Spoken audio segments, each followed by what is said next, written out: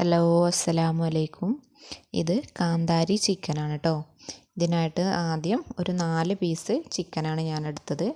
വലിയ പീസാക്കിയിട്ട് മുറിച്ചെടുത്തതാണ്. നന്നായിട്ട് കഴുകി വൃത്തിയാക്കിയിട്ട് നമുക്ക് ആവശ്യത്തിനുള്ള കാന്താരി നമുക്ക് ഒന്ന് പറിച്ചെടുത്തിട്ട് വരാം. അപ്പോൾ ഇതാ ഇത്രയും കാന്താരിയാണ് ഞാൻ ഇവിടെ എടുത്തത്. നമ്മൾ എരിവിന് ആവശ്യത്തിനായിട്ടുള്ള കാന്താരി എടുക്കുക. ഇത് വെളുത്തുള്ളി ഇഞ്ചി പേസ്റ്റാണ് കേട്ടോ. വെളുത്തുള്ളി ഇഞ്ചി പേസ്റ്റ് 1 ടീസ്പൂൺ എടുക്കുക. 1 ടേബിൾ സ്പൂണ് കുരുമുളകിൻ്റെ പൊടി എടുക്കുക. പിന്നെ ഒരു 1/2 ടീസ്പൂൺ മഞ്ഞൾപ്പൊടിയാണ്.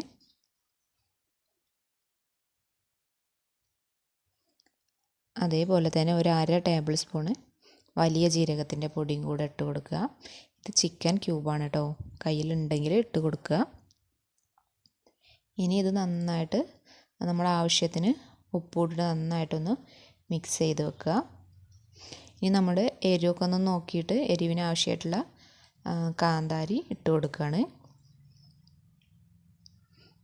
ഞാനൊരു 1.5 ടേബിൾ സ്പൂണോളം കാന്താരി ചതച്ചത് ഇട്ട് കൊടുത്തിട്ടുണ്ട്.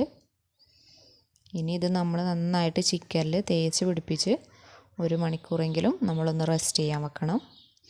ഞാൻ ചിക്കൻ്റെ മുകൾ ഭാഗത്തൊക്കെ വരഞ്ഞ് കൊടുത്തിട്ടുണ്ട് കേട്ടോ.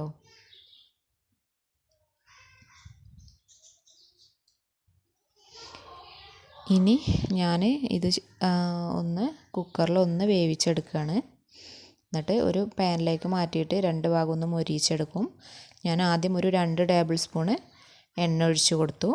എന്നിട്ട് കറിവേപ്പില വെച്ചിട്ട് ഇതുപോലെ ചിക്കൻ ഇട്ട് കൊടുത്തിട്ട് ഒന്ന് മൂടി വെച്ചിട്ട് വേവിച്ചെടുക്കുകയാണ് കേട്ടോ.